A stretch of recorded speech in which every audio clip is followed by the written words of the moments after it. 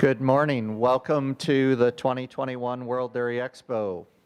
This morning's seminar is the changing landscape of milk marketers and processors, presented by Corey Geiger, managing editor of Hoard's Dairyman.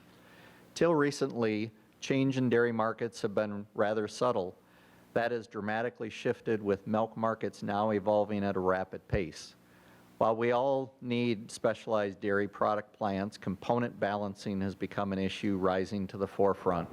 The reality today is the collective dairy industry must produce the right products for the growing dairy export market, making plant infrastructure a top priority.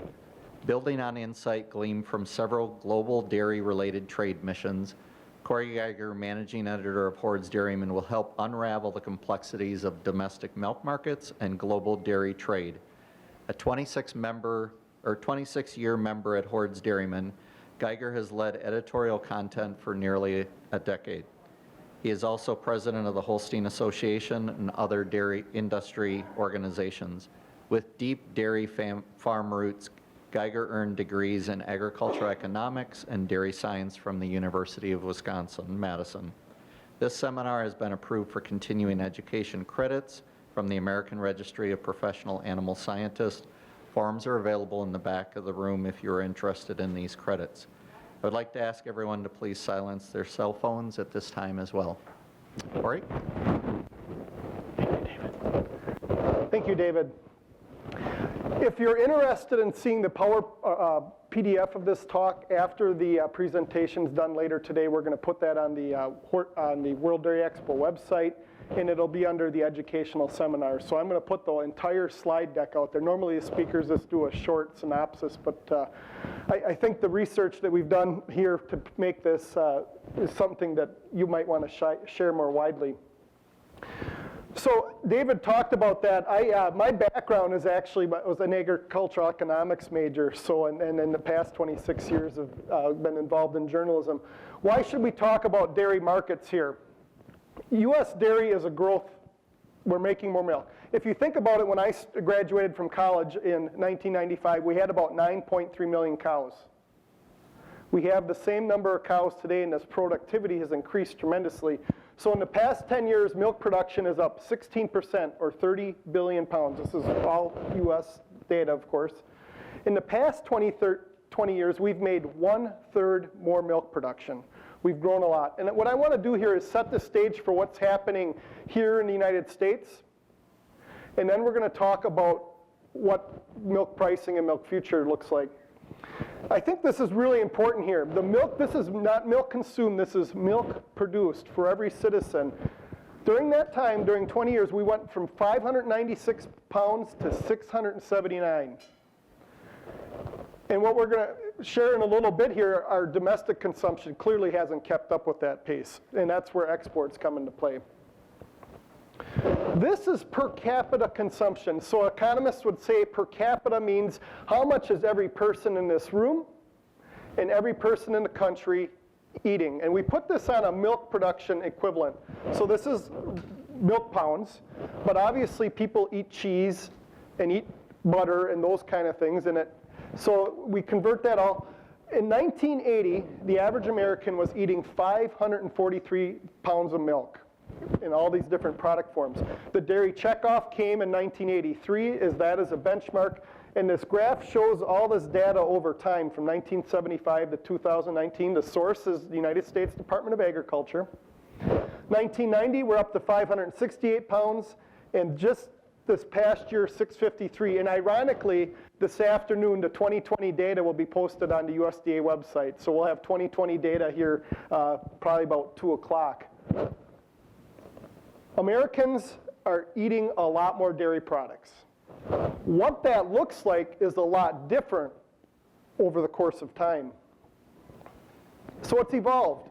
We're eating our dairy, we're not drinking it. We've had 22% domestic, so that per capita number has grown 22% since 1975. That's big growth.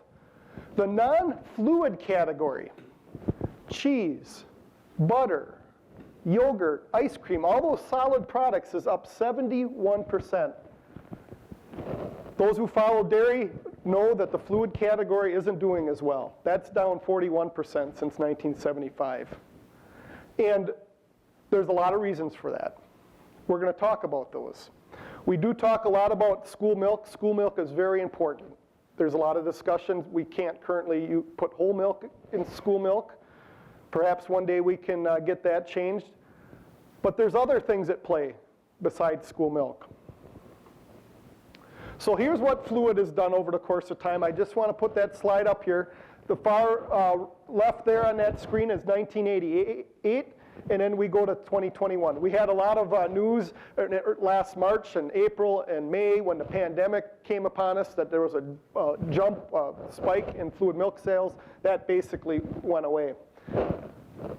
So fluid milk has been on a downward trend for 62 years. Economists will use a word called complements. Milk and cold cereal are a really big complement. Another complement would be hamburgers and ketchup, right? People put them together. 1/3 of all fluid milk is poured onto breakfast cereal. Breakfast cereal and hot cereal is down 17% since 2019, and that's a source is BIS World. So we talk about drinking at home or at other places, but this is a big reason for that change. So from a dairy farm perspective, what does that mean when I'm cashing a milk check? In 2000, 33% of all the milk collected from the U.S. National Bulk Tank, all the dairy farms, went to fluid milk. This year, it's going to fall under 20%. Could be somewhere between 18 and 19%. That's the pace of change in that category. And so the blue data on that graph, that's what's really happened so far. And then the tan or yellow there is projections, and that's from USDA. Another important 30,000-foot view in this slide, and this is why I'm going to put the slide deck on here, because I think after the presentation you may want to go back and digest this and share this data. And we have a lot of great statisticians. We are blessed. I travel a lot, but the United States Department of Agriculture and all the state agricultural groups gather a lot of incredible data. Europe's pretty good at it, New Zealand is too, but you go to China and some of these other countries and you just don't know what to believe. We have amazing data here. Mark Stevenson, the University of Wisconsin economist, he was on our dairy live stream we produce, talked about we're riding the cheese horse. And we're going to talk about that cheese horse. Wisconsin's the #1 cheese state. On that chart there, we're comparing 1990 to 2020. Wisconsin is a big cheese state, and California easily holds down the second pole position. But we've had some shifts over the course of time here. Idaho is now the 3rd largest dairy state based on milk production. They have vaulted to the 3rd position for cheese. In another state, you'll see they're #4, New Mexico. Now you got milk that's near that Texas panhandle, and New Mexico there, that's a tight regional spot there, so there's milk moving back and forth, but a lot of cheese being made there. South Dakota moved up in the 2020s, the I-29 corridor, there's a lot of growth there. And then you see a lot of traditional states there that have been ranked both ways here. Cheese has been in a constant growth mode since 1991. And during that time, in the past 20 years, cheese consumption has gone from 28 to 38 pounds per person. So 10 more pounds, and obviously that takes a lot of milk to make that cheese, so we're absorbing a lot. The question is, have we reached a peak? I don't think so. We're at 38 pounds in the United States, and countries like France, Germany, and Greece are pushing 50 pounds. And there's other countries in Europe that are in the high 40 range. Mozzarella married pizza. When I was a little boy, we had a cheese plant 1 mile down the road called Canson Cheese, and they were one of the first major mozzarella makers. They maybe were a little bit on the bleeding edge, didn't make it, went into bankruptcy, but there's other places like Leprino that grabbed onto mozzarella right away. And think about how people didn't go to as many restaurants back in 1977, and you think now today that we're about 50-50 balance pre-pandemic of eating at home and eating out. So mozzarella has gone from 2.5 pounds to 8 to 12.5. So we got these chart comparisons here again. Mozzarella is the leading cheese right now. This past year it had a small blip. It's been in constant growth mode all the way since 1977. But during the pandemic, a little less cheese was going on pizza pies. Another story here is butter. Butter was at 19 pounds pre-World War II. Then there was the supply, the troops. Then all this, whatever kind of science you want to call it, came out and said animal fats and butter were bad, and butter troughed. We have done some rebound here, and Time Magazine confessed their sins, if you will, put butter back in the cover. If some of you recall in the 70s, they basically had a cover that said butter will kill you, right? And so we've learned a lot more, and that carbohydrates is probably far more of an issue than any other categories. So butter consumption now is at the highest level since Lyndon Baines Johnson was president after Kennedy died. And of course, the thing that we've done so well on is whey sales. We didn't have a way to capture that. What we knew, and some of you may know I wrote a book here in March, and one of the things that farmers from yesteryear, generations ago, would take after their cheese plant, they'd bring their whey back home. And they'd feed it to little pigs. And that was a big deal in Wisconsin. And all those little pigs eventually made it to Iowa. There was one thing called the Wisconsin Feeder Pig Group. And I mean, most of the dairy farms in this state in the 60s and 50s had little pigs. And they grew so well. The farmers already knew at that point that the amino acids found in whey were the most complete known to humanity. Now we have dryers, we can extract that and make a lot of different foods with whey proteins. And people in the United States are really looking for this, and people around the world. Exports is a big story here as well. Exports, we were non-existent here in 1994. U.S. Dairy Export Council starts then, and we start having incremental growth. 10 years ago, we were at 13% exports. This year, we're going to, and when I say 13%, 13% of our milk production. This year, we're going to be somewhere in that 18 and 19 range. And what I like to tell dairy farmers is this. All the cows in the country, 9.3, 9.4 million cows, either 5 or 6 days a month, are working to fill export orders now. That number was 0 in 1994. Big change, big evolution. And the other thing you got to keep in mind, export category grows. And while this is all happening, we're making more milk in the United States. Milk production's climbing. So sales numbers are hard to always wrap your heads around, but we're at 6.5 billion this past year, and we're probably going to be on track here to get to 7.3. So again, we talked about US DEC, and I want to just compare, because if a category is declining, such as fluid milk, that's the blue bar, and a category is growing, the red bar being exports, this is what it looks like on a milk equivalent basis. And this is a term that economists use to try to put things all in the same playing field. Why do we have to use milk equivalent? So a lot of the milk that's drank isn't full fat, it isn't whole milk. So if you skim that butter fat off, those solids are being used somewhere else. So we have to look at that. So we're bottling more fat than we're exporting, which means a lot of our butter fat is staying in the United States. If you look at milk equivalent on a protein basis, it's about equal.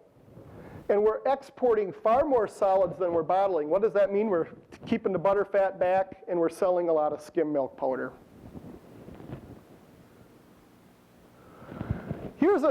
We're going to talk about 3 trends on the dairy farm that are taking place, because I think it's important to know what's happening on our herds. This is U.S. butterfat percent from 1924 to this past year. I have an old book that we have in our office that has some very historic USDA data, so we're able to do that. Butterfat troughed in here because butterfat was in decline. It fell out of favor. This past year, we were at 3.95%, and I predict that probably by year's end, we will set a record for butterfat production here in the U.S. on a percentage basis. And we're at the highest level since World War II. Protein, we started really measuring that probably in the 70s. For those of you who are at sire selection and genetics, you'll know that bulls started getting ranked on protein about that time. Protein's a very valuable component in milk. It's probably number one, butterfat's number two. And in 8 of the last 10 years, the Federal Milk Marketing Order, which is the 10 central states, kind of Missouri, Nebraska, Illinois, Iowa, protein keeps growing. And think about it. Some co-ops and processors are putting it in supply constrictions, so they have over-based programs. It's expensive, milk's 87-ish% water, it's expensive to ship water, so if I raise my component levels, I'm gonna get paid more for my milk. And so that's one of the key drivers. Butterfat we can change a lot quicker in feeding programs, with nutrition with cows than protein, so it's a little easier to grow. And then obviously milk quality has improved. Just think about this. In 2003, our national DHI somatic cell count was 319,000. It took another 13 years to hit 200,000, and we're at this point today. Incredible improvement in milk quality. There's a triple play going on in US dairy farms. We're using a lot more sex semen. This is a data set with 27 million births here from 1981 to 2014. And anyone who's ever worked on a farm or been a farmer and delivered a big burly bull calf from a first calf heifer, you know it sets the calf back, it sets the heifer back. She may never reach her full potential. So that red bar is, from this data set, is how many heifer calves are actually being born to first calf heifers and the number of bull calves. So and our first calf heifers should be our best genetics. Genomics is the second part of that triple play, technology that came out in 2008. We can pull a hair sample, look at that DNA root ball, but that's just part of the story. When I talk in China to Chinese folks, I remind them, it's the database, not the DNA that drives all this. Because you got to compare the DNA to that database. And this past year, dairy farmers ran 1 million genomic tests on the animals. If you figure we have 9 million cows, they've paid about $45 a test to do that. And what are they doing then? We're sorting out our good heifers from our bad heifers. And the genetically inferior heifers may be going to a second career a lot quicker than anticipated. The third part of this triple play, this is beef semen sales in the United States from 1979 to 2020. This is from the National Association of Animal Breeders, Trade Association, headquartered over out in Middleton, but it puts together all the sales from the AI studs in the United States, including CMEX, if they're selling semen down here. Pretty flatline product. Now what we don't know is where this semen was put in. Was it put in a dairy cow or put in a beef cow? But I can intuitively tell you this. I do not know many cattle ranchers in the western rangelands that are going out and catching their cows and inseminating them. I would say that 90% of this semen is going into dairy cows, and this growth has skyrocketed. Think about it. 4 years ago, 2.5 million units. 2018, 4 million. 5.8, and this past year, 7.2 million units of semen going into dairy cows. So we're planting our beef calves. So where does this all mean in terms of our milk check? If you ask any international dairy company or CEO, where do you want to expand? Here's, you go through it. Biggest dairy exporter in the world, New Zealand. Fonterra is a co-op there, but 90% market share. Footprint geographically is about the size of Wisconsin. They have 6 million dairy cows there. Figure we got 1.4 million in the Badger State. So not a lot of opportunity for growth there. Europe, so New Zealand's the largest exporter in the world. The United States is number 2 as a single country. If you put all of Europe together, they leapfrog the United States, but they have land constraints, regulatory constraints, and this is all taking place. They had a quota system not too long ago that looked a lot like Canada. And then Canada has actually a lot of land mass, but between supply management, they're pretty constrained on their growth. So that where to expand is the United States. And again, the first thing you look, if you're a processor, 16% growth in 10 years or 33% in 20 years, there's milk to be processed, and dairy consumption is on the rise. So what we're going to talk about here is international organizations enter the marketplace. It changes the value of processing. And if you're a domestic player, it costs more to buy if you're going to buy someone else's plant. The other thing is stainless steel is very expensive, and you know what the shortage of materials have been during the pandemic. The cost to build a facility is sky high. If you're that St. John's, Michigan facility was what, 480, 500 million, and I'm sure if they started again today, it would be higher than that. So growth in the United States market, a fair assessment. Here are the top 10 processors in the United States in 2001. The source is Dairy Foods magazine. They focus a lot more on milk processing. What you're going to note is those are all US-based entities. That's just 20 years ago. Dean Foods doesn't exist anymore. They were number one. Kraft was number two. The third one there is Land O'Lakes, co-op based out of Twin Cities. The Kroger Company, a big supermarket chain. National Dairy Holdings. The Schreiber Foods, which does a lot of cheese. DFA, which was formed a few years earlier. Leprino. And Leprino does lots of mozzarella. Fortune magazine called Mr. Leprino the Willy Wonka of cheese. He's a very private individual, but has done a lot of work internationally. It was a very fun story. If you ever want to Google that, it's worth a read. He's only got about 2 or 3 pictures that have ever been made of him, and I think all 3 of them landed up in that article. Very private individual. Prairie Farms co-op there at 9 and Dryers at 10. So just 10 years later, this landscape starts changing. Dean's is still number one, but then Nestle came in a big way, based in Switzerland. Saputo started to develop a pretty big footprint predominantly here in Wisconsin in the upper Midwest. Kraft Foods, Land O'Lakes, Schreiber. Then here, Agropur, Canadian co-op that started purchasing assets here in the United States. Leprino, Prairie Farms, and HP Hoard, which is a fluid milk processor based in the Northeast. 3 international processors 10 years ago, top 10 list, Dairy Foods magazine. More dynamic change. These are the numbers that Dairy Foods came out with here just a couple weeks ago. Half of them are international. You'll see we got 10 and 11. Those are really tied.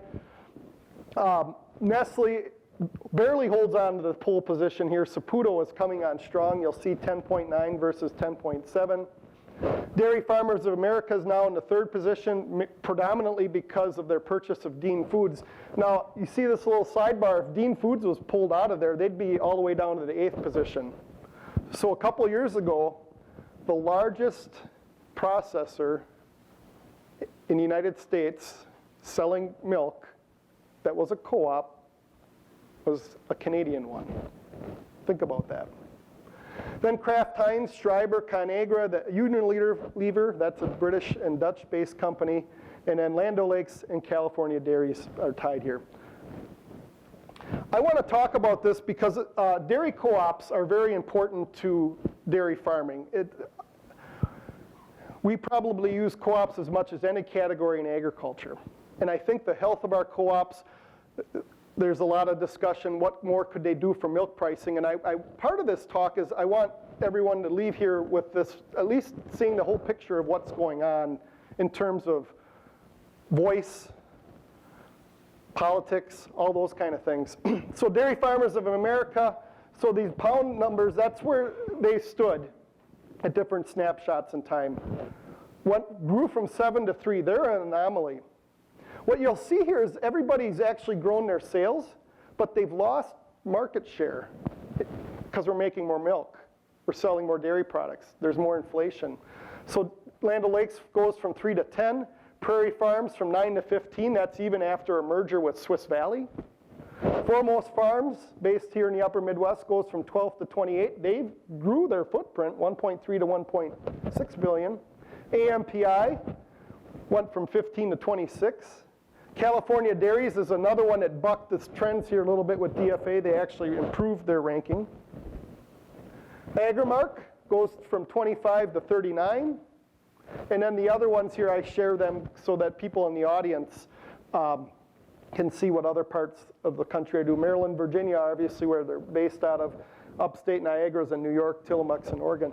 And for those who came late, all the PowerPoint slides will be a PDF here later today on the World Dairy Expo website when you look up the educational seminars. Also, some co-ops did some very dramatic growth. Dairy Gold recently now number 22, Organic Valley number 35 based in Lafarge. They weren't even really a major player 20 years ago. Michigan Milk's come on strong, Bongards, and United Dairyman of Arizona. There's some co-ops that are gone. Alto Dairy Co-op, the members got a really good proposal. It was a tough decision, I know, for those people. They voted and they sold it to Saputo. Swiss Valley merged into Prairie Farms, and Danish Creamery over in California is no longer with us. So the question I ask is, have U.S. dairy processors and co-ops kept pace on new investment? They have made investment, to be clear. They have made investment. But have they kept up with the international competition? I'd have to say no, based on the data we just showed. But co-ops are making calculated moves as well. So here's that international activity again. On the top group, we've gone through those ones on the far left there. Now this is data, sales data for North America. So that Lala group there in Mexico, that's predominantly in Mexico. I want to be clear on that. But the way this list was assembled by Dairy Foods, they need to be included. Then we got the Lactalis group in France. Glanbia Nutritionals from Ireland is coming on strong. We got a big base in Idaho. Emmy, they got some plants down in Greene County. The Bell Brands, and then a cheese variety that's coming on strong based in France is here in the 41 spot. So when you put this all together, 11 of the top 41 dairy processors have headquarters outside the United States. These 4 and 11 held 130 plants in 2017. That number grew by 91 over that time. So foreign interests may process 11 to 12% of the milk. And when you combine that with ownership in grocery stores, and that number that control U.S. milk may be 25 to 28%. That was a personal conversation I had with Roger Cady, who started his career at Washington State and eventually made his way to Elanco. Where does Canada fit in? I think, World Dairy Expo, we should talk about that. Saputo's number 2. Agripur's number 5. For the most part, they're good players in the dairy sector. You got to remember, we need investment. If we're going to keep growing our milk, we have to have someone to process it and buy it. So think about it. We went from 154 million pounds to 223. That's 45% more milk during that time span when Saputo and Agropur entered the market. However, we always have to remember this. Their first loyalty is to their home office. The next part is also that if I ship milk to an Agropur plant in the United States, I cannot be a member of them. Only members of that co-op are those in Canada. So I'm not saying this takes place, but you always have to think about it is foreign interests when you own something or a processing asset, you used to have a little less than stake in U.S. dairy policy, or it may be a little contrary to it. So Canadian companies and co-ops can't grow at home due to supply management, and that has made the United States a very natural fit. These days, Agropur is a US-based processor owned by a Canadian co-op. They process 61% of their milk in the United States. That's 4 billion liters, and only 2.6 billion liters in Canada. That's how much this has changed. And where's my source for that? That's the 2020 annual report for Agropur. I'm not saying this is good or bad, but I want everyone to know how we're changing. Saputo grows and grows and grows. By my count, spent about $2.6 billion on purchasing assets here in the United States since 1997. They are an American dairy processor traded on the Toronto Stock Exchange with headquarters in Canada. So from their annual report in 2021, 43% of their milk comes from the United States, 26 plants.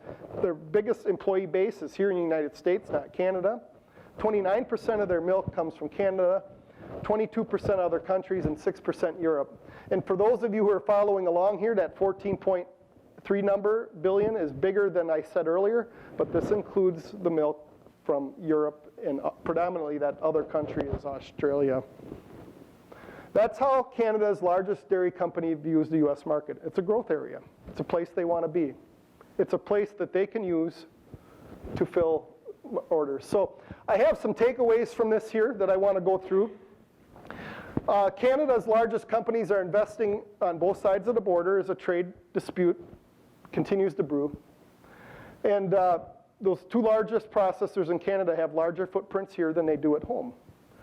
And sometimes the processing margins are higher here because there's milk is worth more up there because of the supply management system. And when that happens, they have the cash and assets to trade. Now, a lot of these purchases have been made when the loonie, which is the Canadian dollar, is more in a one-to-one relationship with the US dollar, is when you'll see more of this take place. Dairy trade is complex. Canada likes US milk, except when US tries to sell it to its dairy products to Canadians. Think about that. Think about that the next time you see a news story. Without Canada's investment, however, where would the plant infrastructure be in the United States? 2.6 billion is a lot of money invested by one company, and that's just what they spent to buy it, not to upgrade their processing facilities. To be long-term effective marketers at home and in the world stage, US dairy co-ops and domestic processors, domestically owned processors, must be able to retool. It requires dynamic leadership. The St. John's, Michigan milk plant is a step in the right direction. Will there be enough capital and human assets to get new greenfield plants up and running and to retool existing plants? I think the thing here that really we got to also keep in mind when you think back 20 years ago, when we had conversations in the dairy community, if we had American dairy farmers and American allied industry talking, we could pretty much have a talk about that. But now that this market has changed so much, we have to expand our social licenses. We have social licenses with consumers, with the United States Department of Agriculture, Food and Drug Administration, EPA, and more. But now we have to consider what foreign corporate dairy processors want in consumer domestic demands from outside our borders. And what a European wants or someone in Asia wants is completely different. I've been covering this topic for a while, and I always perk my ears up when others start saying some quotes. And yesterday, some of you may have been in Peter Vitaliano's talk here. And one of the things here, ceding domestic control and investment of US dairy processing is one of my greatest concerns. And Peter's an economist with National Milk. And the chairman of the board of directors with National Milk shared this comment with me. We need to somehow put together an organization with dairy cooperatives can go out and borrow money to reinvest in processing. We cannot allow foreign investment to overtake our domestic markets. Everything changes when you lose votes. and this vote is your vote in your future. So this is from USDA data here, and I want to say that this gets a little more challenging here. There's some states that have a lot of co-op milk and some that don't. And this was in our September 25th issue. So California's share of the US milk market's 18.5%, but they only have 16.3% of the co-op milk. So the same trend holds in Wisconsin and in Idaho. But then you look at states like New York and Minnesota, they have 6.9% of the US milk, but 9.2% of the co-op milk. So the conversations, what I put that slide up here for, is the conversations are different in different states based on how the milk is processed, who owns those processing assets, and it's a very big part. And the other thing is, I hear this from time to time, and I appreciate the comment. The comment is this: the co-ops could do more to support my price of milk. The Hoard's Dairyman Top 50 Co-op list will be in the October issue. The top 50 co-ops process 81% of the milk. That means 19% of that milk is independent. That's a lot. I mean, it's a lot of independent milk out there. We do need more collaboration. So, growing market complexities require all of us, processors, dairy farmers, and international firms alike to work together on this. And the U.S. Dairy Export Council has a neat, what I would say, system to do that. So it got the seed money from the dairy checkoff, so all of us that produce milk. But then processors and marketers, so anybody that has a processing asset here can help or pay membership to use U.S. Dairy Export Council's expertise. And then recently, to grow that from 15 to 20% of our milk production going to exports, the state and regional groups, think Dairy Farmers of Wisconsin, contributed more money to that. Here's some stories that I'd like to briefly share with you. This is Vietnam, a company called Vina Milk. That's all fluid milk. What's missing? That's not a refrigerated container, right? So if I'm spending money to get good milk powders into my country and I have humidity of 90+% and 90+ degrees and cows are miserable because of the humidity, we also have conditions for bacteria and spores and all these other things. So Vietnam actually worked with De La Valle and put in, at that time, the most modern processing plant in the world. Labor is inexpensive in Vietnam, but they did that so that you would have a long shelf life for these dairy products. People wouldn't be touching it through the processing facility, and a robot actually loaded that truck. That was 4 years ago. Here's another thing. Vietnam is a very young nation in terms of its citizenry, its people. Average age is, I think, 31 years old. Scooters rule the day. Those are all scooters from a trade show. Imagine everybody showing up at World Dairy Expo on a scooter, right? That's what was taking place there. I was with some dairy farm women on that trade mission, and I am not much of a shopper, and I'm not good with fashion. I barely know a brand name of a shirt. So we're walking through, and I go, oh, there's that little polo guy in there. That must be a Ralph Lauren shirt. That must be a knockoff. And the women are like, oh, no, they make them there. And I'm looking at it, and I'm like, oh, really? $2 a piece. I bought a bunch.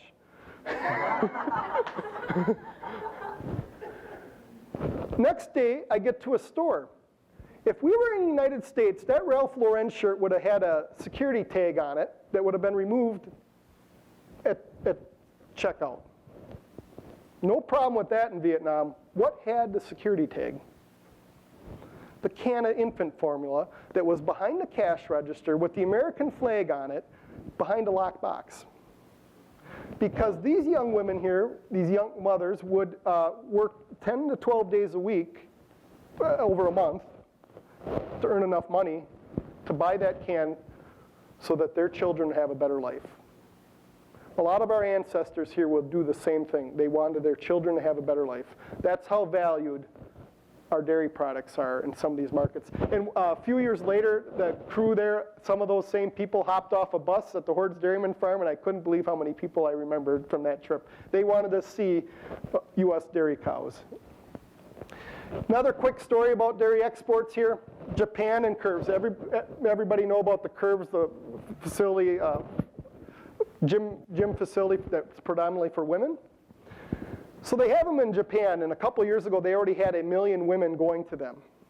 What was different by the franchises here in Japan versus the United States, they were also buying US whey proteins. So you had gyms and fitness people recommending to the women, and one thing you need to know about Japanese women, they are the oldest age demographic in the world. Live well into their 90s. What's their number one concern? Will I be mobile enough? I only had one child. Who's going to take care of me? And they're going to work out, and the next thing they're doing is they're taking those whey proteins and putting them in drinks or smoothies and those kind of things, because, again, those whey proteins have the best amino acids known to humanity, and it'll build muscle mass. Very unique partnerships taking place internationally. So I want to wrap this up so we have a little bit of time for questions here. What's the future? I mean, you all saw what milk production keeps doing. It keeps growing, so we have to find a home for that if our industrious dairy men and dairy women want to keep making more milk. So looking through data that we had in Hoard's Dairyman one day, Tom Gallagher here announced he's going to be retiring from Dairy Management Inc. This week. But by 2026, we will need to grow our exports between 25 and 42% of U.S. production if our U.S. milk production continues to grow. I tell dairy farmers in my home state of Wisconsin, we've been in the export market since Governor Hoard secured the first refrigerated rail car in 1888 to ship cheese to New York. We were just exporting our dairy products out of state. Now we're exporting them out of country. And remember, 95% of our customers live outside the United States. A couple other takeaways. The pace of this change is going to continue even faster. Dairy markets will change faster moving forward than in the past. We will be better when we work together. I actually witnessed so far in my professional career, there is more synergy taking place in dairy than I ever saw previously. That's a good thing. We need to keep that going. Dairy product innovation takes investment. It's whether it's money from checkoff programs or if it's internal money from processors. We need to, the Idaho Milk Producers Processors Association developed a consortium, and I spoke at their meeting here last month. They had 25 students in the room. Not one of them had a dairy background. But that group went together to fund scholarships, and they have them come to their industry meeting and hear what's going on, because they don't have a very native dairy industry in Idaho. They need to bring their talent in. It was wonderful to see, and those students were so engaged in asking questions and interacting with people running the industry right now. We have to continue to grow our domestic market. We have more room for cheese. We have more room for butter. Think back, 100 years ago, we were at 18 pounds per person. We're at 6.5 now. Will we ever return to that number? Probably not, but we certainly can we can grow butter a lot. Remember, consumers want convenience. We better make something that's easy for them. And that convenience is centered on portable dairy products. And U.S. dairy is global, both on the processing and marketing side. That is going to continue as well. So with that, I think we have a little time for questions here. At least we're top of the hour, so we got about 10 minutes here. Does anybody have a question that they'd like to ask? I should probably have someone run the mic here instead of me. Dave, would you do that? Since they're recording this. So question, if we market that's only fluid, let's say for instance Missouri, we have only fluid plants, the question for the next generations is what future do we have? Because processing's probably not going to come to Missouri and put a powder plant or a cheese plant. What's our path forward? Mm-hmm. That's an important question for to talk about. The fluid will continue to be a product that especially children are going to be drinking it. However, long term, you're going to have to look at retooling some plants and thinking about other products. Will we stem the tide on fluid milk? Perhaps. Will it rebound? I personally don't believe so. So then one has to really think about what other products and what markets can we develop. I mean, that's my honest answer.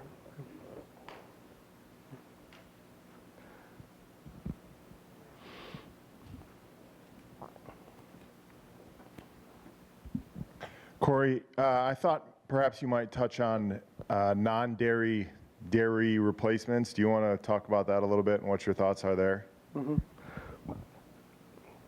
So people see the percentages. We have plant-based products. We have lab-grown products that are coming about as well. We're never going to put a genie back in the bottle. However, what we need to do is continue to innovate, because there's a lot of things that we deliver through a dairy product that you can't mimic anywhere else. Now the question is, there's a group of people out there that may prefer to get something from a plant or a lab and maybe have a stance on animal agriculture that may be counter to you and I. The question is, if that group is against perhaps a GMO, the salmon, that high growth salmon, will they turn around and actually then eat something from a petri dish? I want to see how that plays out. I question that will take place. Maybe I'll be proven wrong on that. But there's a lot of things, one of the buzzwords right now is natural. Is anything about that natural? Not really. I think plant-based is here to stay. There's a demographic that's going to have it. What is positive is almost all those households that are buying those things are also buying dairy products from cow's milk. And if we keep that trend going, we will be in a good place. There's a question right here. Oh, you did? Okay, same question. Corey, as an educator with dairy students at Cal Poly, we face the same I may not have turned the microphone on. Just double check that on the bottom. Is that, there we go. It's on. Aseptic milk is the Vietnam milk we're talking about. The industry, I think, you know, the question is, aseptic as school milk is something I'm trying to push very hard because our fluid milk market, you know, where I am in San Luis Obispo is not there. It's non-existent. We're ways from the valley. You know, California's huge, but so one of the things we've done to diversify is we sell to some local co-ops, and aseptic we want to put into schools. But the funny thing is the schools seem extremely open to buying that milk from Cal Poly because they don't have the exposure to dairy. How can we expand on that and just grow that model? Because I feel like if we could, maybe there would be more opening for fluid milk. I thought about bringing that up with his first question. When you talk about convenience and shipping and all these things, an American consumer doesn't have a flavor profile really yet for the UHT or aseptic milk, and that is the issue. There's research at some of the food science groups. I know in the North Carolina one with Marianne Drake and Dr. Barbano up in Cornell. We probably need to, well, not probably, we need to put some energy into that, because if we can get a product to last 6 months instead of the short span that we have right now, that will be a big contributor to any potential rebound on fluid milk. It's going to take, it's a different flavor. It absolutely is, and if you haven't grown up with it, and that's why the research needs to get put into that to, you know, do we have to fortify it with more protein, whey proteins or something to mimic the taste that you get from a cold glass of milk? And then unless labor rebounds anytime soon, with all the shipping issues that we have, if we can get an extended milk shelf life product, there's a lot of future in that. It's going to take a lot of research and paradigm shifting to reach that, but I think it's worth it. I do.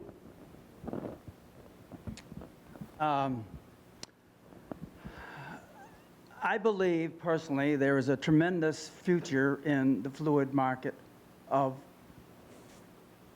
kids, people drinking milk. I believe that if we were to take the philosophy, apparently, that Vietnam has of teaching these young mothers about the value of milk, we'd improve our fluid sales a lot. Just 2 weeks ago today, I spent 4 days doing a survey on milk. I'm a retired dairy farmer and feed salesman. And I interviewed 303 people, random people, about milk.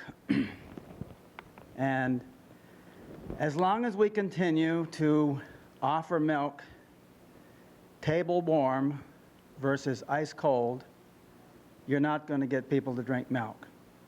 88% of the people said, we like cold milk. Only 12% said we'll drink it warm if we have to. Nobody wants skim milk. 90% of them said, we want nothing to do really with skim milk. And there's a reason for that, because the flavor is in the fat. Right. Right?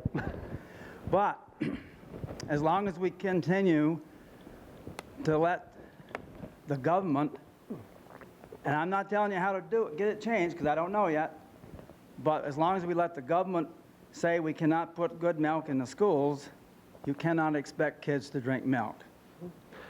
And so, if we were to educate the mothers, we were to serve them cold milk, and we served them what they want, and you also saw that during the pandemic, the fluid milk went up during that time. Now, there's probably reasons that I don't know about, but how much money did we see put into advertising whole milk from the DMI in the last, I don't know how long. I almost think it was zero. So we've got to educate our mothers. We got to serve cold milk. We got to get them off that skim milk.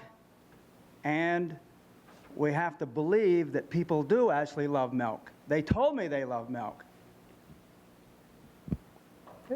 Any other questions?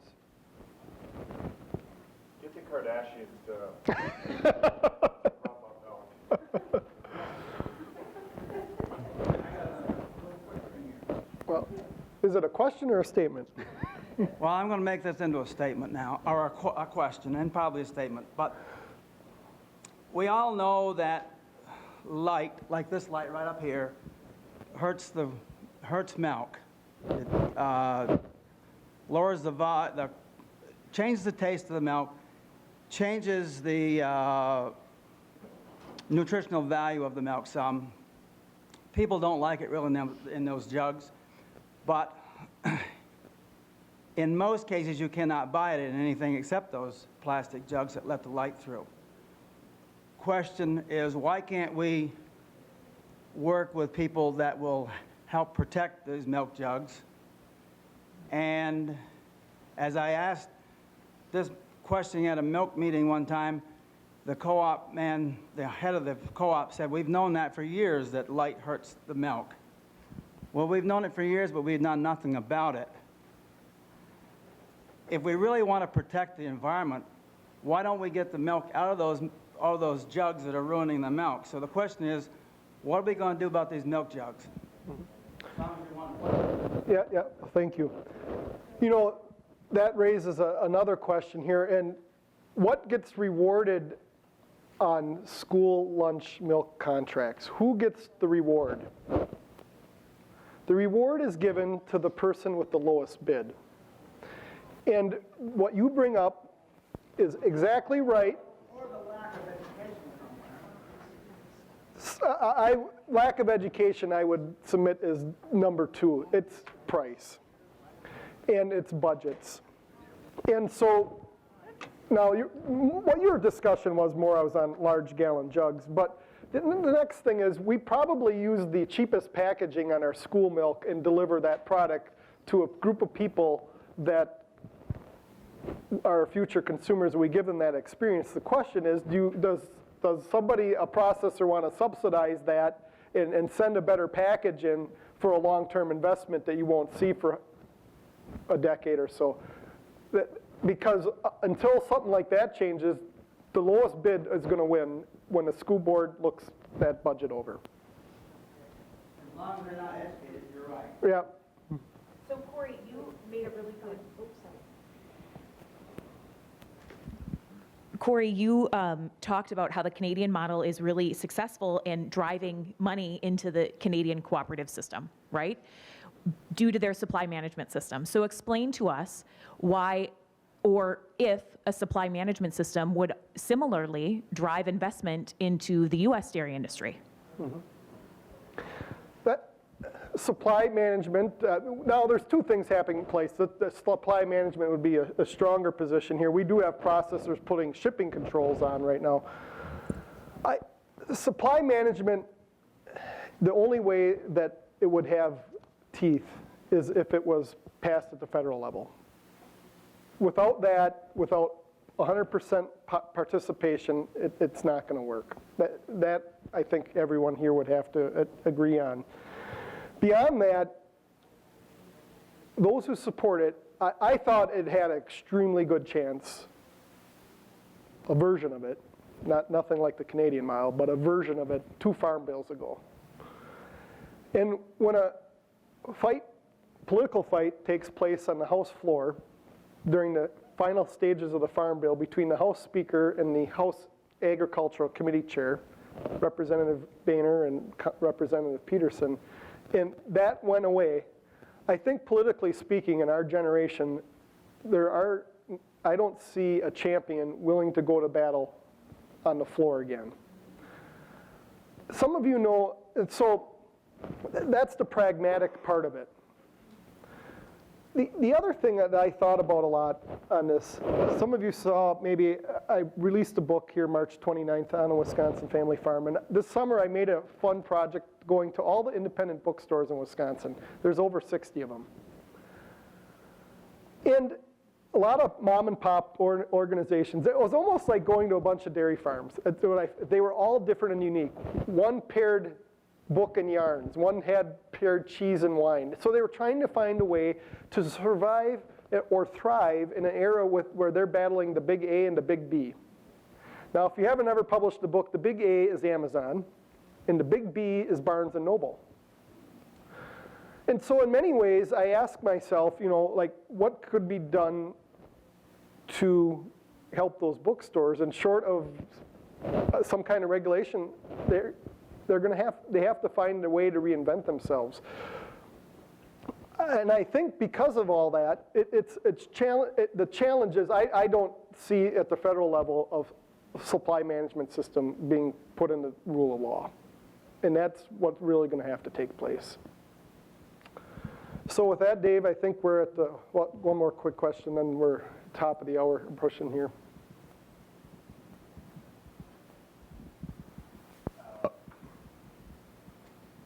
Who? One of the takeaways I kind of look when you were showing the how revenues increased exponentially for the foreign processors, but incrementally for the U.S. processors. What scale do you think that is kind of the U.S. production model going to lowest cost or kind of a race to the bottom? I think that's been one thing that's kind of plagued U.S. agriculture in general over the last 25, 30 years, especially since the farm crisis. But is there a way we can turn and shift that so instead of focusing on we're going to be the lowest cost producer, putting a more quality product out there or something like that? Mm-hmm. Certainly some of that investment was in major growth states. A lot of that Idaho would be an area, the Southwest would be another area, the I-29 corridor. One critique I would have on U.S. dairy exports right now, we're probably really good at shipping commodities out and shipping lots of commodities out.